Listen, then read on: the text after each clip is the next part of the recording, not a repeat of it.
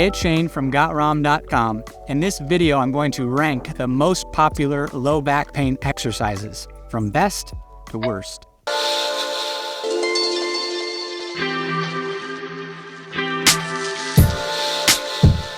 So my best exercise for low back pain is hip flexor stretches with good spinal position. What is good spinal position?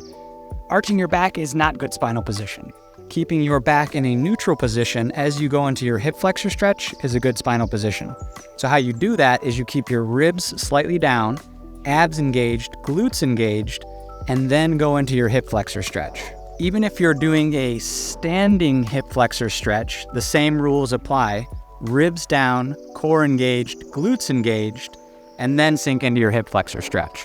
The second best exercise for low back pain is quad stretches, where you're now bending the back knee, but with a good spinal position. So again, not going into your quad stretch and arching from your low back, but keeping your ribs down, core engaged, glute engaged, and then going into your quad stretch.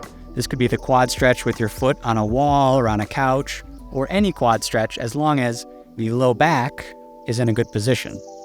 I recently published a video on YouTube about how to use a band to automatically put you in an optimal position for hip flexor stretching, so I'll link to that video here. So there are two reasons why quad and hip flexor stretches with good spinal position are my favorite exercises for low back pain. One, they're safe, meaning by doing them, you're not going to make your back pain worse. And two, you're likely to get instant relief because the hip flexors, the rectus femoris, quad, psoas, iliacus, are some of the tightest muscles on most people because we sit so much. So you're also likely to get the most instant relief from doing quad and hip flexor stretches with good spinal position. That's why those two exercises are my top for low back pain. So the next two exercises that are pretty good for the low back are glute stretches that don't hurt the back and hamstring stretches that don't hurt the back. So let me show you what I mean.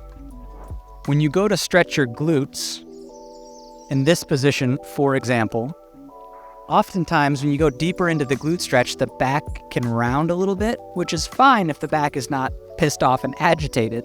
But if it is, this can be a little sensitive for some people. So keeping your back in a neutral, not rounded position can be very helpful. Similarly, if you're going to do a pigeon pose glute type stretch, either on the ground or elevated on a bench or a bed, you want to make sure that your back isn't rounding in too much of a position that irritates your back. For some people, this will be perfectly comfortable. For other people, too much rounding could actually hurt their back. So make sure that when you're stretching to try to help your back, you don't make it worse by putting your back in a position it doesn't like.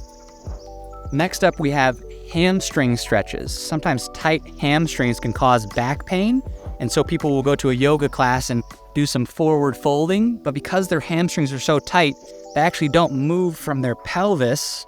They actually just round their back tremendously, and they're like, I feel a stretch in my low back, that's probably good, but they actually end up walking out of the class in more pain.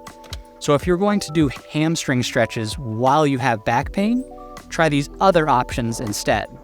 Option number one would be to put a rope or a towel around your foot and then stretch your hamstring in this position. I like this a little bit more because my spine stays in a neutral position on the ground and I can get all of the stretch here on the hamstring instead of on the low back. To progress this and make this a little bit harder, you can straighten this leg and you can pull this leg farther over time. Obviously in the beginning you won't have very much hamstring flexibility, so starting here with a bent leg is perfectly fine, and progressing to a straighter leg and a straighter leg over time is what you're looking for.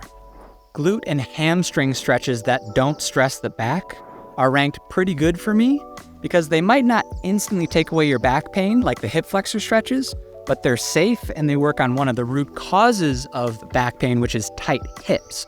So for me, they're pretty good. Now we're getting into the worst exercises, which are unfortunately some of the most popular ones. The first exercise is low back spinal twisting. So if I just had a back injury and my back is in pain, I usually don't need to just go stretch the crap out of it. But unfortunately, in a lot of yoga classes or videos that you find on YouTube or Google, twisting in these positions as deep as you can is recommended.